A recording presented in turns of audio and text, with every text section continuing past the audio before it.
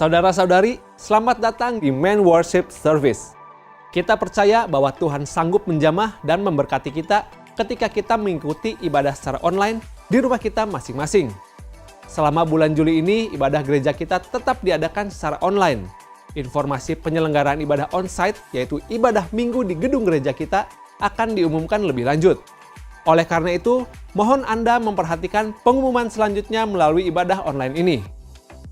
Pastikan Anda memiliki buku ibadah harian jilid 3 untuk periode bulan Juli sampai September yang akan menolong diri Anda untuk semakin akrab dengan Tuhan. Dapatkan buku tersebut dengan harga Rp70.000 dengan menghubungi WhatsApp atau WA di nomor 0811 588 580. Jangan lewatkan pemuridan dasar kekristenan atau pola hidup dalam kerajaan Allah yang akan diadakan secara online. Melalui pemuridan ini, Anda akan dibimbing di dalam kelompok-kelompok kecil untuk bertumbuh di dalam pengenalan akan Allah serta mengalami perubahan di dalam pola pikir dan perilaku Anda sehingga Anda mampu melewati masa sulit ini dengan berkemenangan. Segera daftarkan diri Anda ke nomor 0813 2093 2995 melalui WhatsApp. Di bulan Juli ini kita membahas suatu tema, yaitu menyelesaikan pertandingan sampai akhir. Melalui tema ini kita akan belajar tentang 4 mentalitas yang dapat merintangi kita untuk melewati era new normal dengan berkemenangan. 4 mentalitas yang dengan pertolongan Tuhan akan dapat kita taklukkan sehingga kita dapat menjangkau masa depan dengan keberhasilan. Minggu ini kita belajar dari firman Tuhan tentang mentalitas ketiga yang perlu kita taklukkan, yaitu hidup yang tidak fokus. Kita akan mempelajari 3 wujud dan makna dari hidup yang fokus.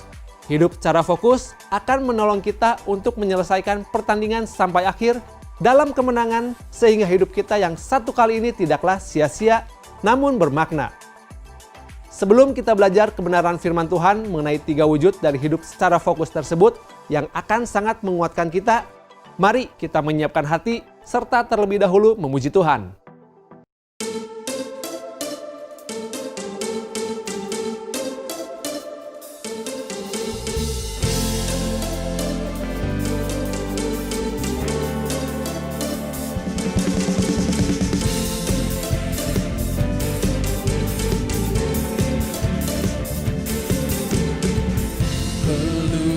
Cakrawala merangkai jagat raya, pencipta alam semesta, pemilik kehidupan yang sanggup menyelamatkan, dialah jalan kebenaran. Kami rindukan kuasa lawatanmu, kebangkitan pasti terjadi. Oh, oh, oh, datanglah dan bertahta, kuat dan berkuasa, saat hati bersatu, menaikkan pujian, belenggu dipatahkan, mujizat dinyatakan. Great is our God.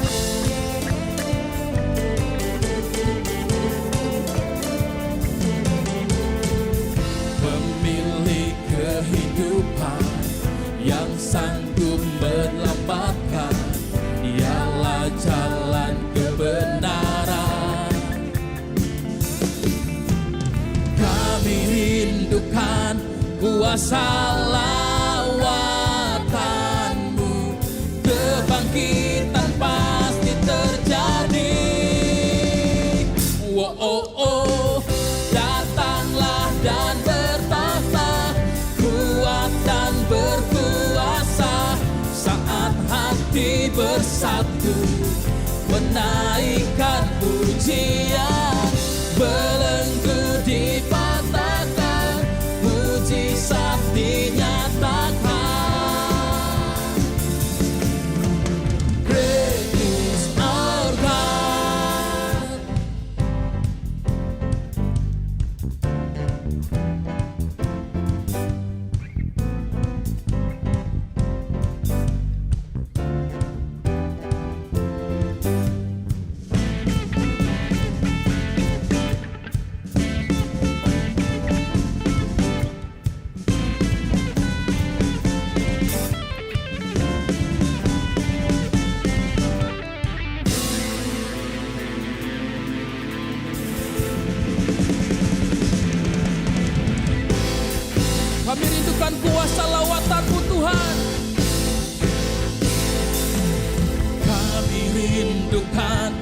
kuasa lawatanmu, kebangkitan pasti terjadi. Oh, oh, oh, datanglah dan bertahta, kuat dan berkuasa, saat hati bersatu menaikkan pujian, belenggu dipatahkan, mujizat dinyatakan. Great is our God.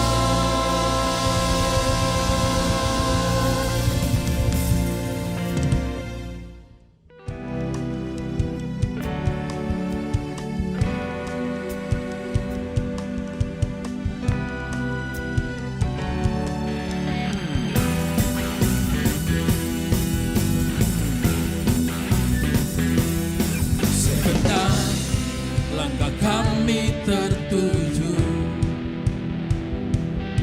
berlari dari segala penjuru, mendekat kepada Sang Penebus, dapati sinar terang yang kudus. Oh Yesus, Kau berkuasa untuk selamanya.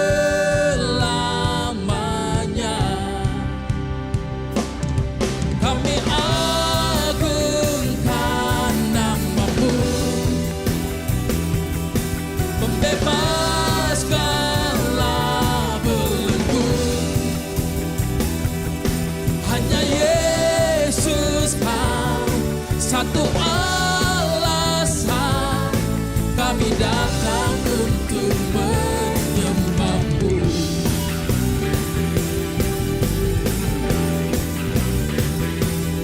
Segala ikatan telah terbuka, dan setiap dosa telah Kau hancurkan. Karena hanya Kau Sang Penebus, sucikan dengan cahaya terang-Mu. Oh Yesus, Kau berkuasa untuk selamanya.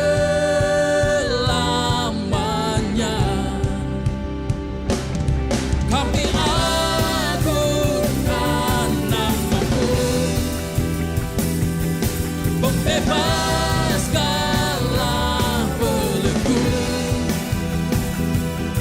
Hanya Yesus Kau satu alasan kami datang untuk menyembah-Mu.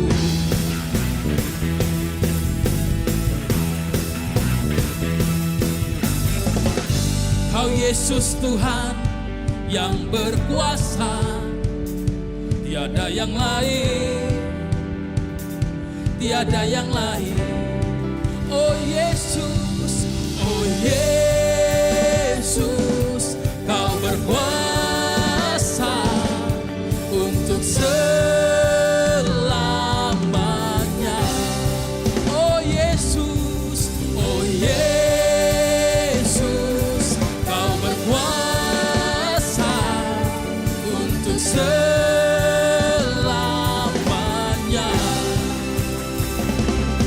Kami agungkan nama-Mu, membebaskanlah belenggu. Hanya Yesus Kau satu alasan kami datang untuk menyembah-Mu.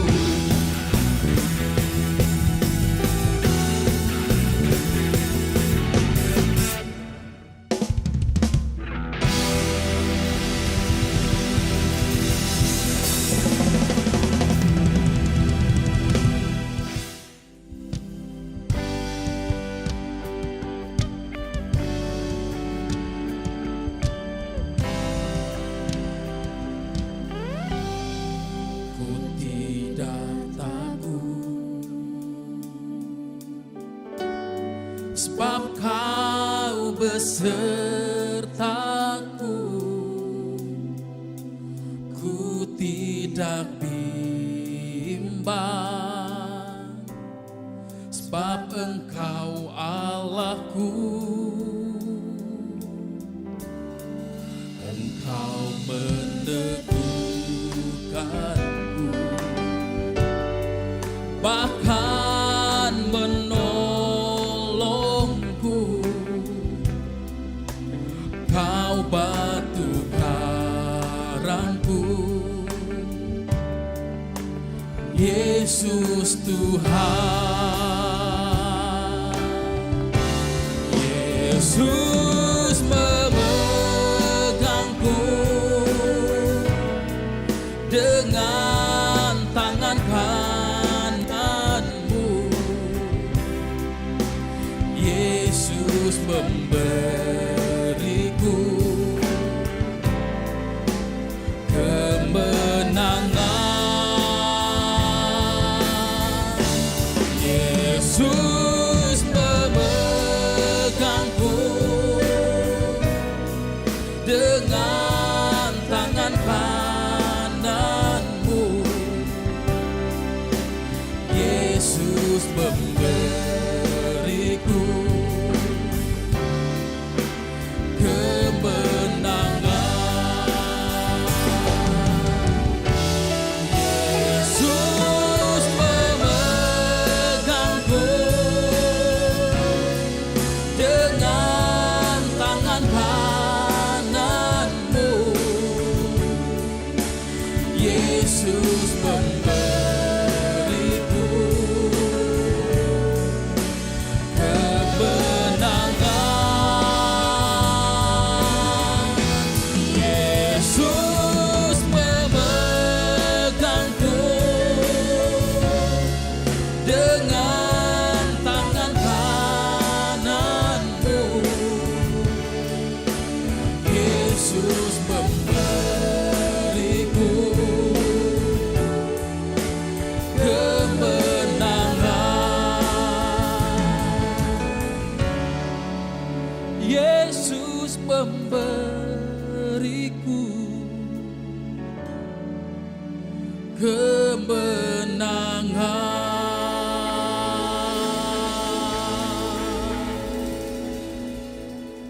Kualitas hidup kita ditentukan oleh apa yang mengisi waktu kita. Semakin kita gunakan waktu untuk hal-hal yang bermutu, maka hidup kita akan jadi semakin bermutu. Isilah waktu Anda setiap hari dengan persekutuan bersama Tuhan. Lakukanlah ibadah harian. Hidup Anda akan semakin bugar. Telah terbit buku ibadah harian jilid 3, edisi bulan Juli sampai September. Segera dapatkan buku ini dengan menghubungi nomor telepon berikut melalui WhatsApp. Mari kita isi kehidupan kita secara bermutu.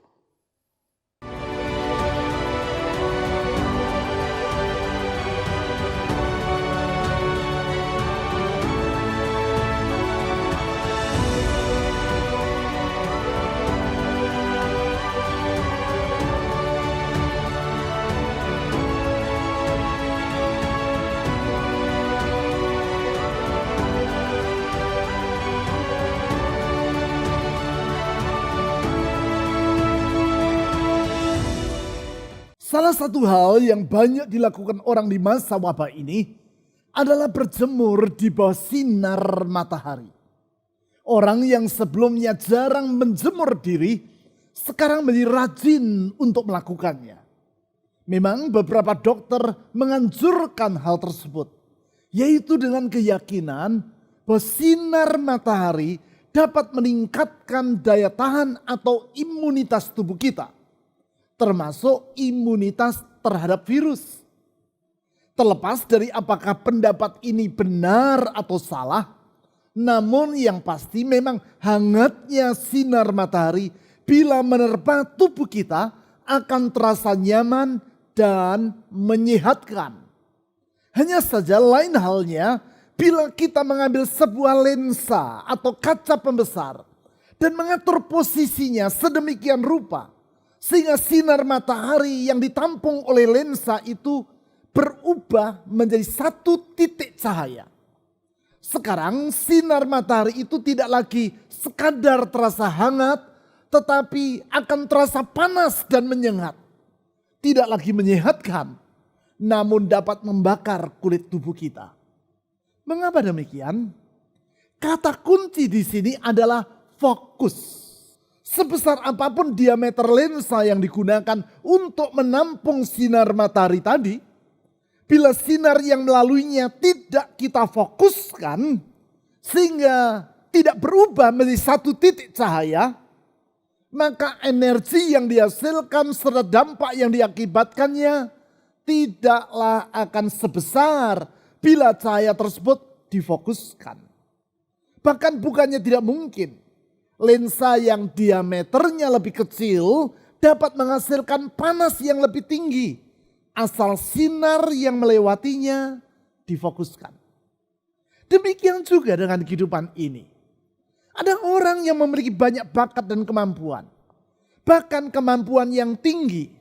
Namun karena yang bersangkutan tidak hidup secara fokus pada apa yang seharusnya ia kerjakan, maka dampak yang ia hasilkan dalam kehidupannya sangatlah terbatas. Sedangkan tidak jarang orang yang sebenarnya bakatnya tidak sebanyak dan sehebat orang yang pertama tadi. Namun karena ia hidup secara fokus, maka dampak yang ia hasilkan melalui kehidupannya jauh lebih besar dibandingkan orang yang pertama tadi. Sekali lagi, kata kunci di sini adalah fokus. Prinsip ini sangatlah penting. Sebab kita menyadari bahwa kehidupan kita di dunia ini hanya berlangsung satu kali saja. Tentu kita tidak berharap bahwa kehidupan yang hanya satu kali ini merupakan kehidupan yang sekadar numpang lewat alias kehidupan yang sia-sia. Kita tentu sangat mengharapkan bahwa kehidupan yang kita jalani merupakan kehidupan yang membawa dampak yang membekas. Dampak yang membekas secara positif dalam kehidupan dari orang-orang di sekitar kita. Membekas secara positif dalam kehidupan rekan-rekan dan kenalan kita. Membekas secara positif dalam kehidupan keluarga kita. Artinya keberadaan kita membawa manfaat bagi mereka. Jangan sampai kita ada atau tidak ada orang yang menyadarinya. Karena kita ada ataupun tidak ada bedanya bagi kehidupan mereka. Kita ada, mereka tidak memperoleh manfaat dari keberadaan kita. Kita tidak ada, mereka juga tidak merasa kehilangan. Hanya sesudah sekian bulan kita tidak ada, baru mereka sadar bahwa kita sudah tidak ada lagi. Dan mereka berkata, oh dia sudah tidak ada lagi ya. Sekian bulan saya tidak menyadari bahwa dia sudah tidak ada. Prinsip saya, jangan sampai sendok hilang dicari. Dan kalau kita hilang tidak ada yang merasa kehilangan.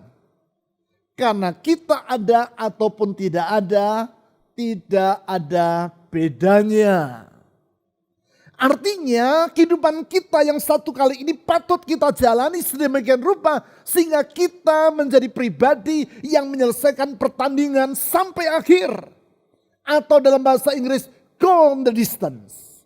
Menyelesaikan pertandingan sampai akhir dengan gemilang. Kehidupan seperti itulah yang diuraikan oleh Rasul Paulus di dalam 1 Korintus pasal 9 ayat 24 sampai 27. Di dalam ayat-ayat tersebut, Rasul Paulus menggambarkan kehidupan kita seperti orang yang sedang berada di dalam gelanggang pertandingan.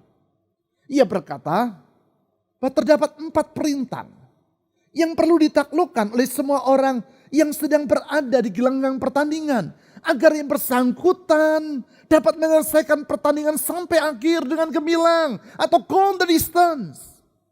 Perintah dalam bentuk mentalitas yang ada di dalam diri kita.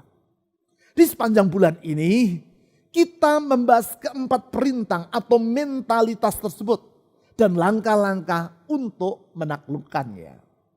Hanya dengan mampu menaklukkan semua tadi, barulah kehidupan kita bukan merupakan kehidupan yang sia-sia. Dan kita dapat melewati masa sukar sehubungan dengan wabah yang sedang kita hadapi ini dengan berkemenangan. Perintah pertama serta kedua sudah kita bahas di 2 minggu yang lewat. Perintah tersebut, perintah dalam mentalitas yang pertama, yaitu mentalitas menyerah kepada nasib atau hidup secara fatalistik. Yang kedua, mentalitas tidak disiplin alias tidak mampu menguasai atau mengendalikan diri sendiri. Hari ini kita akan membahas perintah yang ketiga. Dan minggu depan kita akan mempelajari perintah yang keempat.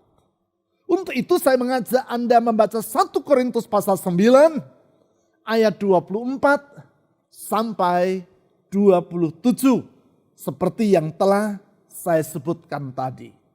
1 Korintus pasal 9 ayat 24 sampai 27. Tidak tahukah kamu? Pada dalam gelanggang pertandingan, semua peserta turut berlari. Tetapi bahwa hanya 1 orang saja yang mendapat hadiah. Karena itu larilah begitu rupa sehingga kamu memperolehnya.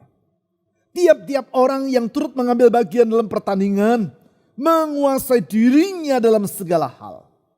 Mereka berbuat demikian untuk memperoleh suatu mahkota yang fana.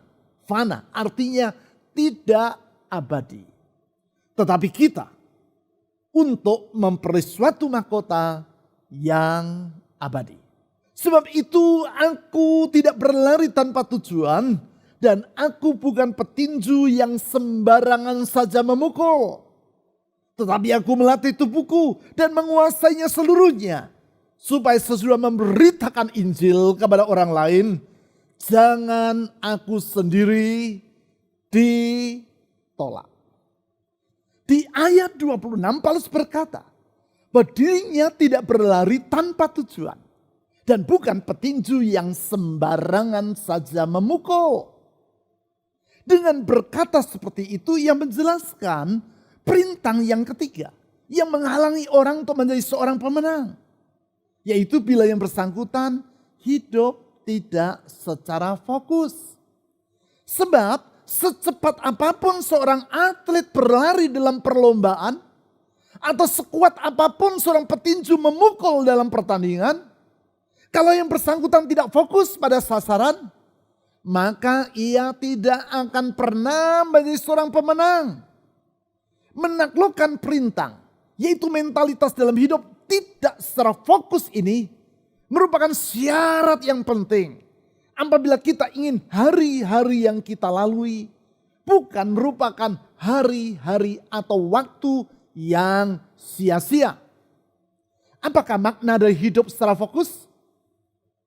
Memperhatikan apa yang dituliskan Rasul Paulus di dalam 1 Korintus 9 ayat 26 yang sudah kita baca tadi. Kita dapat mengambil kesimpulan 3 wujud dari hidup yang fokus. Yang pertama, hidup secara fokus adalah menjalani hidup tidak secara asal-asalan. Kalau yang bersangkutan seorang atlet lari, ia tidak berlari secara asal-asalan. Kalau yang bersangkutan seorang atlet tinju, ia tidak memukul secara asal-asalan. Hal tersebut dapat kita lihat dengan jelas di dalam 1 Korintus pasal 9 ayat 26 tadi. Dikatakan demikian. Sebab itu aku tidak berlari tanpa tujuan. Dan aku bukan petinju yang sembarangan saja memukul. Paulus berkata, kalau semisalkan ia seorang atlet lari, ia tidak berlari tanpa tujuan. Alias tidak berlari secara asal-asalan. Kalau ia semisalnya seorang atlet tinju, ia tidak sembarangan saja memukul. Alias tidak bertinju secara sembarangan. Inilah yang membedakan antara seorang atlet yang sejati dengan atlet amatiran alias atlet abal-abal.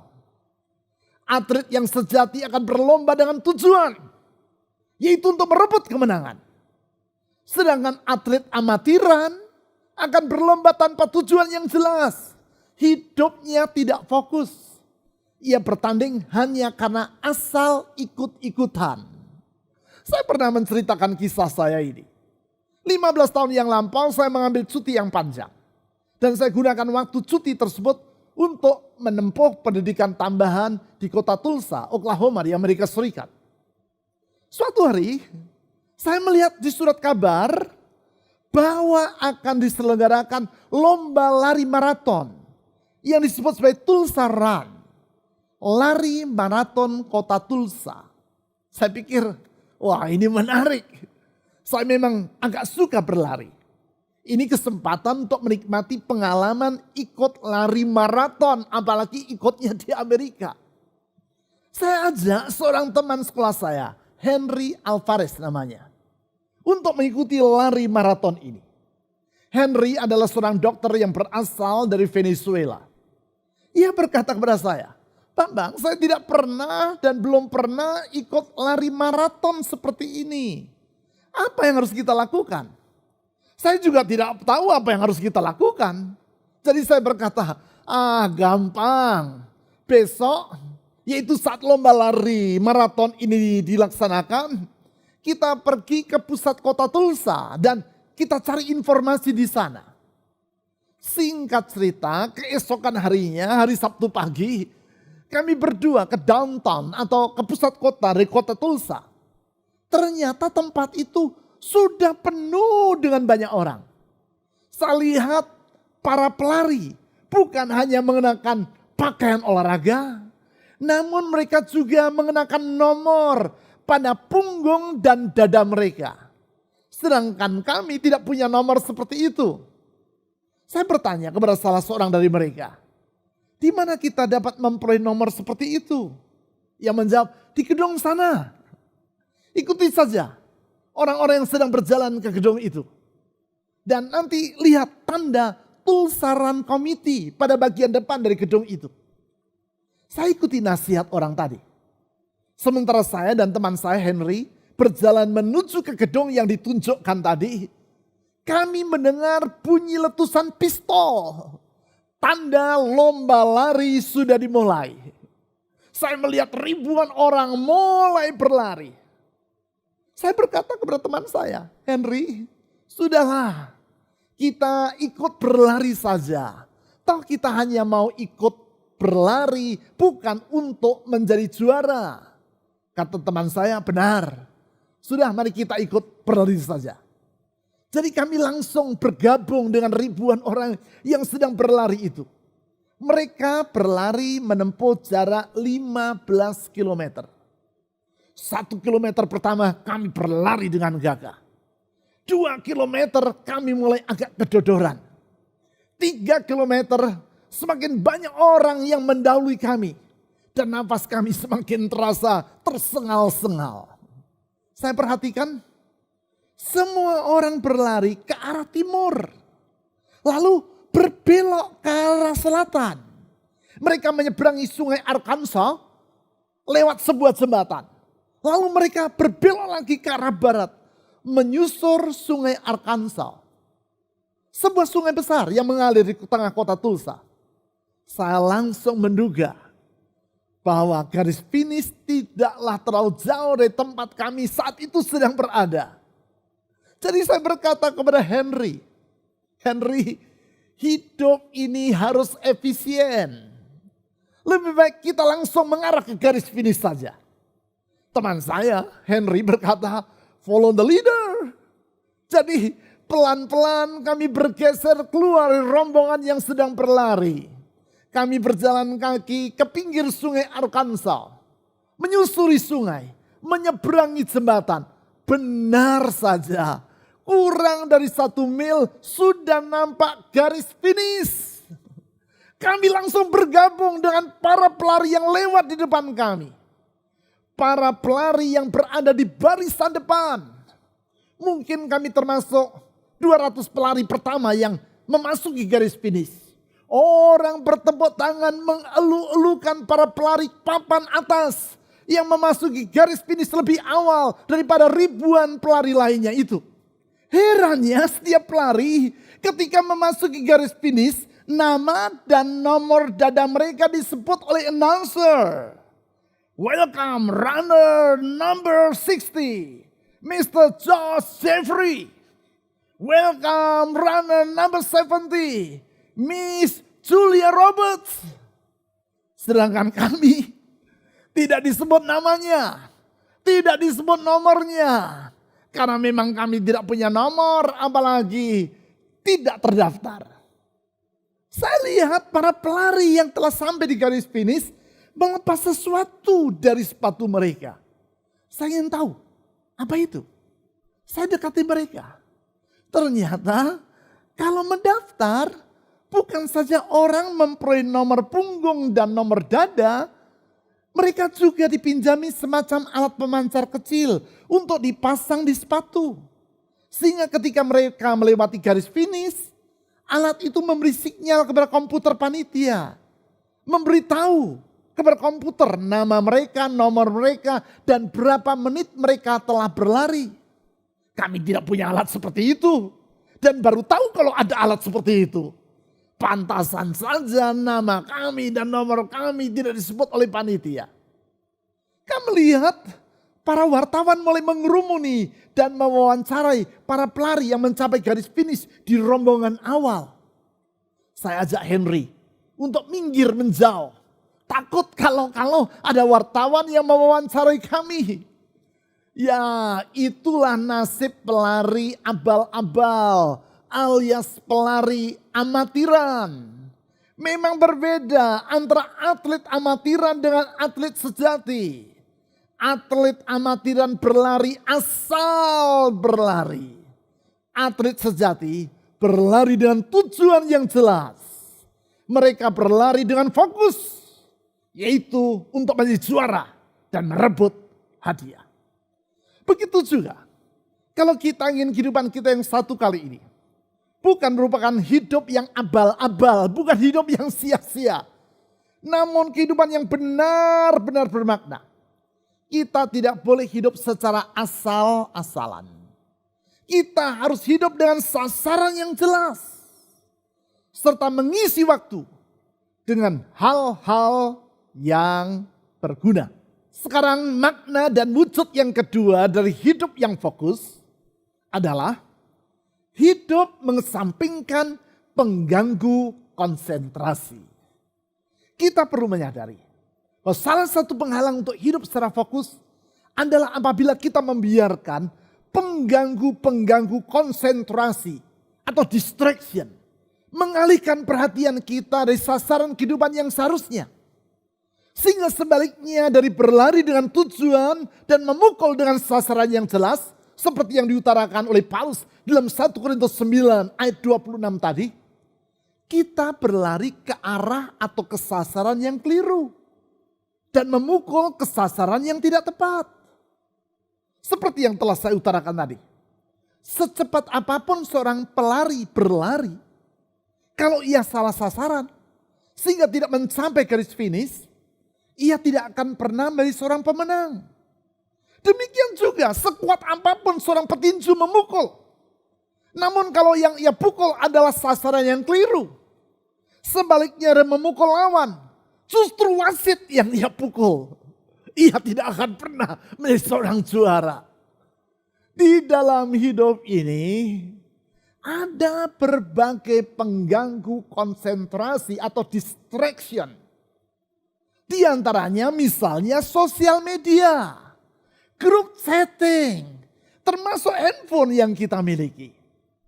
Apabila kita tidak berhati-hati, maka bisa jadi kita menghabiskan waktu kita hanya untuk membaca hal-hal yang tidak penting yang dikirim orang melalui sosial media, entah melalui Facebook, Instagram, termasuk WhatsApp. Coba lihat. Apa isi dari kebanyakan message atau pesan yang dikirim melalui grup WhatsApp? Gambar makanan, berita-berita yang berulang-ulang dikirim oleh orang lain, jokes yang itu-itu juga, dan berbagai omong kosong lainnya. Coba pikir, berapa jam setiap hari Anda menggunakan waktu Anda untuk membaca hal-hal yang tidak berguna seperti itu. Di dalam survei di Amerika didapati bahwa rata-rata anak remaja menggunakan waktu 2 jam setiap hari. Saya ulang, 2 jam setiap hari untuk sosial media. 2 jam. Artinya hampir 10% dari hidup mereka digunakan untuk hal yang tidak bermanfaat ini. 2 jam. Artinya sekitar 30% dari waktu yang produktif yang seharusnya dapat digunakan untuk hal-hal yang bermanfaat telah disia-siakan untuk membaca atau melihat hal-hal yang tidak bermanfaat. Tentu bukan berarti semua pesan melalui sosial media tidak ada gunanya. Khususnya kalau itu YouTube channel saya. Dan pesan WhatsApp dari gereja yang dikirimkan kepada Anda tentu sangat bermanfaat untuk dilihat. Namun tidak semua isi sosial media adalah seperti itu. Oleh sebab itu kita harus bijak dan berhikmat dalam menggunakan waktu. Agar supaya kehidupan kita tidak tersita oleh pengganggu konsentrasi kehidupan tersebut. Kesampingkan semua pengganggu konsentrasi yang merampok waktu kita. Isilah waktu, termasuk waktu di masa wabah ini, dengan hal-hal yang berguna. Maka kita tidak akan melewati masa wabah ini dalam kesia-siaan. Namun kita akan menyelesaikan masa ini sampai akhir dengan gemilang. Go the distance. Makna dan wujud yang ketiga dari hidup yang fokus adalah hidup dengan mendahulukan hal-hal yang penting. Kita perlu menyadari bahwa dalam hidup ini terdapat hal-hal yang mendesak dan ada hal-hal yang penting. Tidak semua hal yang mendesak bersifat penting. Demikian juga tidak semua hal yang penting bersifat mendesak. Kebanyakan orang lebih berfokus kepada hal-hal yang mendesak. Sehingga mengesampingkan hal-hal yang penting. Sebagai contoh, seorang atlet yang sedang berlomba lari. Bisa jadi rasa haus menguasai dirinya. Keinginan untuk minum terasa sangat mendesak. Ia sangat ingin untuk melepaskan dahaga yang mencekik tenggorokannya. Namun apabila ia sedang dalam perlombaan lari, ia harus memilih. Apakah antara melepaskan dahaga yang merupakan keinginan yang mendesak tadi, dengan meraih gelar juara yang merupakan hal yang penting yang menjadi alasan bagi dirinya untuk ikut pertandingan. Apabila ia mendahulukan hal yang mendesak, dan untuk itu ia berhenti berlari dan minum, maka ia tidak akan mencapai tujuan atau garis finish dengan secepat-cepatnya. Alhasil, ia tidak akan menjadi juara. Tetapi kalau yang bersangkutan menyadari bahwa yang penting yaitu meraih gelar juara harus didahulukan, maka ia akan rela mengesampingkan keinginannya untuk minum. Semendesak apapun keinginan itu. Sebab hanya dengan demikian barulah ia akan dapat menyelesaikan pertandingan sampai akhir dengan gemilang. Go the distance. Itu sebabnya adalah sangat penting bagi kita untuk mengingat apa yang dikatakan oleh Rasul Paulus dalam 1 Korintus 9 ayat 26 tadi. Saya baca kembali. Sebab itu aku tidak berlari tanpa tujuan. Dan aku bukan petinju yang sembarangan saja memukul. Di sini dengan jelas Paulus berkata bahwa ia berlari bukan tanpa tujuan. Di dalam hal ini bukan sembarang tujuan, namun tujuan untuk memperoleh hadiah. Ia juga berkata bahwa dirinya bukan petinju yang sembarangan saja memukul. Artinya ia memukul sasaran yang tepat. Supaya dengan demikian ia menjadi seorang juara. Semua ini menunjukkan bahwa bagi dirinya hal yang penting harus diutamakan. Dan ia tidak membiarkan hal-hal yang semendesak apapun merampas perhatiannya dari sasaran yang hendak ia capai. Seringkali hal yang mendesak merupakan hal yang baik. Seperti minum tadi, baik. Namun bila kita ingin mencapai kehidupan yang tidak sia-sia, tak cukup kita mencapai yang baik. Kita harus berupaya meraih yang terbaik. Itulah yang terpenting. Bukankah kita sering mendengar bahwa musuh dari hal yang terbaik bukanlah hal yang buruk, namun hal yang baik. Atau dalam bahasa Inggris, the good is the enemy of the best. Hal yang baik merupakan lawan dari hal-hal yang terbaik. Maksudnya, kalau kita terlalu cepat berpuas diri dengan hal-hal yang baik, dengan hal-hal yang mendesak, maka kita tidak akan pernah mencapai hasil yang terbaik atau hal-hal yang terpenting. Ya, kalau kita ingin hidup yang kita jalani ini membawa dampak yang besar, kita harus hidup memfokuskan diri kepada hal-hal yang terbaik dan bukan sekadar yang baik. Saya sering menceritakan tentang pola berlatih dari para pemain tenis meja dari Tiongkok. Semua kita tahu bahwa berbicara tentang tenis meja, sampai saat ini kejuaraan dunia umumnya selalu dipegang oleh para pemain tenis meja dari Tiongkok. Apa rahasianya? Apakah karena postur tubuh mereka? Atau karena jenis makanan yang mereka konsumsi setiap hari? Bukan. Namun pola mereka dalam berlatih. Semua kita tahu bahwa pada dasarnya terdapat dua pukulan dalam permainan tenis. Termasuk tenis meja. Pukulan pertama disebut sebagai forehand. Pukulan yang kedua disebut sebagai backhand.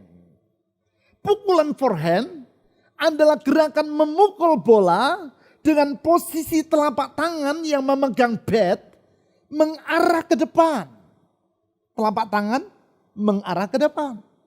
Sedangkan pukulan backhand adalah gerakan memukul bola dengan posisi telapak tangan yang memegang bat membelakangi pemain lawan. Sebagian orang berbakat melakukan pukulan forehand. Itu merupakan gerakan yang terbaik bagi dirinya. Sedangkan sebagian orang lain lagi lebih berbakat melakukan pukulan backhand. Di kebanyakan negara, kalau seorang atlet menonjol dalam pukulan forehand dan lemah dalam pukulan backhand, maka ia dilatih secara habis-habisan untuk meningkatkan kemampuan pukulan backhandnya yang lemah itu. Sebagai akibat, karena justru pukulan backhand bukan merupakan bakat yang bersangkutan, maka ia menjadi seorang atlet yang serba tanggung. Karena jarang dilatih, maka pukulan forehandnya hanya berkualitas baik saja. Demikian juga pukulan backhandnya yang memang bukan bakatnya, walaupun sudah dilatih habis-habisan, hanya mampu mencapai kualitas yang baik. Nanggung, hanya baik. Tetapi tidak demikian halnya dengan para atlet tenis meja di Tiongkok. Kalau ia seorang yang misalnya berbakat melakukan pukulan forehand, maka pukulan forehandnya akan dilatih habis-habisan. Sedangkan pukulan backhandnya dilatih secara secukupnya. Sehingga dengan demikian ia memiliki kualitas pukulan forehand yang terbaik. Alias ia menjadi seorang atlet yang tidak tanggung-tanggung. Dan dengan demikian ia menjadi seorang juara. Singkat kata, hidup yang fokus adalah hidup dengan mendahulukan hal-hal yang penting. Itulah hidup yang mendahulukan hal-hal yang memang yang terbaik dalam diri kita. Itulah hidup yang tidak memprioritaskan hal-hal yang mendesak lebih daripada yang penting. Sekali lagi, hidup di dunia ini hanya satu kali. Oleh karena itu, kita tidak boleh menyia-nyiakan kesempatan yang hanya satu kali ini. Kalaupun kesempatan tersebut diwarnai dengan kesukaran seperti wabah yang sedang kita hadapi pada saat ini. Janganlah wabah yang kita alami mengaburkan fokus dari kehidupan kita. Sama seperti seorang atlet yang sedang bertanding. Walaupun ia dikelilingi oleh para supporter lawan yang berupaya mengalihkan perhatiannya, mengeluarkan kata olok-olok untuk melemahkan semangatnya. Sang atlet tidak boleh membiarkan perhatiannya teralihkan. Ia harus terus berjuang untuk mendahulukan hal-hal yang penting dan mengesampingkan pengganggu konsentrasi. Bagi diri kita, tidak ada yang lebih penting melebihi hidup memenuhi rencana Tuhan bagi diri kita. Kita sadar dan kita yakin bahwa keberadaan kita di dunia ini tidaklah terjadi secara kebetulan. Tuhan memiliki maksud di balik kehadiran kita di dunia ini. Sering saya katakan, Tuhan tidak pernah iseng. Apapun yang ia lakukan selalu ada tujuannya. Ia menghadirkan kita di dunia bukan karena iseng. Ia memiliki tujuan yang mulia bagi kehidupan kita. Tujuan yang mulia sebagaimana yang nampak melalui kerelaan Tuhan Yesus untuk mengorbankan dirinya bagi kita. Yaitu dengan datang ke dunia bersama dengan manusia. Merelakan dirinya mengalami penderitaan sampai mati di kayu salib. Supaya dengan demikian, Tuhan Yesus menebus kehidupan kita dari kesia-siaan. Dan menganugerahkan kepada kita kehidupan yang baru, yang penuh dengan makna. Tuhan Yesus menghapuskan masa lalu kita yang kelam. Dan membentangkan masa depan yang baru, yang gemilang. Tuhan Yesus tidak membiarkan kita berjalan seorang diri. Namun menyertai kita dan menuntun kita sampai pada akhirnya. Sehingga dengan demikian kita dapat mencapai garis akhir dalam kemenangan. Atau go the distance. Mari kita berdoa. Tuhan Yesus, Engkau telah menyelesaikan masa lampau kami. Engkau telah membereskan masa lalu kami. Dan Engkau membentangkan hari depan yang baru bagi kami. Ajar kami untuk memfokuskan diri kepada rancangan-Mu yang mulia itu. Sehingga kehidupan kami yang satu kali dunia ini bukan merupakan kehidupan yang sia-sia. Tapi kami hidup dengan fokus melihat kepada rancangan Tuhan yang indah itu. Dan mengisi kehidupan kami hari demi hari. Waktu-waktu yang kami lalui. Dengan hal-hal yang bermanfaat, bukan hal-hal yang tiada gunanya. Dengan demikian hidup yang kami lewati dunia satu kali ini, menjadi hidup yang penuh dengan makna. Bahkan waktu sukar yang kami lewati, akan kami lewati dalam kemenangan sampai akhir, go the distance. Karena pertolongan dan penyertaan-Mu. Saya berdoa saat ini untuk semua orang yang sedang mengikuti pemberitaan firman Tuhan ini. Dimanapun mereka berada dan apapun yang berpergumulan hidup mereka. Kuasa, kasih, kesetiaan, hikmat-Mu lebih besar dari semua itu. Kalau Engkau menyertai dan menuntun kami akan sampai kepada garis akhir dalam hidup dalam kemenangan. Oleh itu sebabnya Tuhan, doa permohonan saya. Sertai dan tuntun anak-anak-Mu. Karena kalau Engkau menyertai kami, apapun kesulitan yang kami alami, kesulitan rumah tangga, pekerjaan, keuangan, karier, usaha, studi, kesehatan. Tuhan sanggup membereskannya. Saya berdoa ulurkan tangan mujizat-Mu. Ulurkan tangan berkat-Mu. Ulurkan tangan pertolongan-Mu. Dan di dalam nama-Mu yang penuh dengan kuasa. Nama Tuhan Yesus Kristus. Saya memohon Tuhan Yesus. Tunjukkan kuasa mujizat-Mu itu. Dan kepada-Mu kami menyerahkan masa depan ini. Di dalam nama di atas segala nama. Nama yang indah manis. Nama yang menyelamatkan. Nama Yesus Kristus. Tuhan. Amin. Mengikut Yesus, itulah kesukaan hatiku. Ku lepas semua aku untuk kehendaknya di hidupku, mengiring Yesus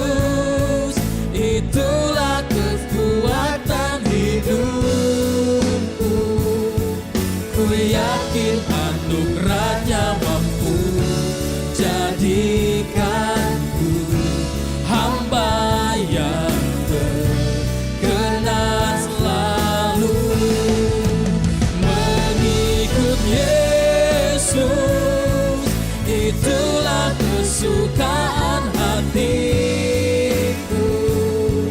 Ku lepas semua hakku untuk mengenal kehendaknya di hidupku. Mengiring Yesus, itulah kekuatan hidupku. Ku yakin anugerahnya mampu jadikanku hamba yang berkenan selalu.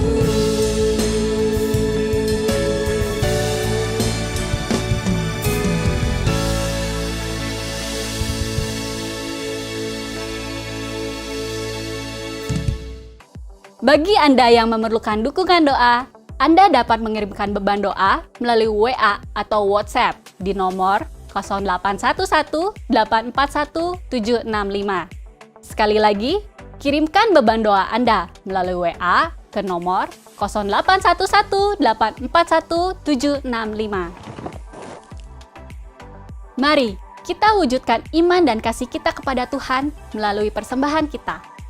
Anda dapat memberikan persembahan dan persepuluhan dengan mengirimkannya ke nomor rekening yang tertera di layar. Selain itu, telah tersedia alternatif bagi Anda untuk memberikan persembahan dan persepuluhan, yaitu dengan menggunakan dompet digital melalui aplikasi yang tertera di layar Anda.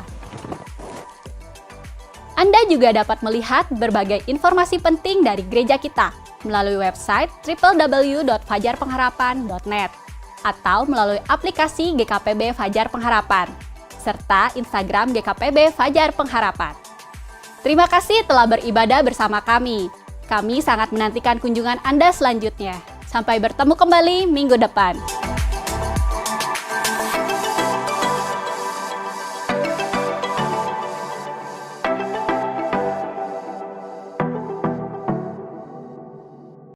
Saudara-saudari, kita akan mengakhiri ibadah di dalam doa. Allah sumber segala kasih karunia, kepadamu kami bersyukur. Engkau Allah yang Maha Kuasa telah berkenan untuk memimpin perjalanan hidup kami. Kami menyadari berjalan di dalam tuntunan Tuhan tidak selalu menyebabkan kami berjalan dengan lebih mudah. Tetapi kami percaya pasti akan berakhir dengan indah.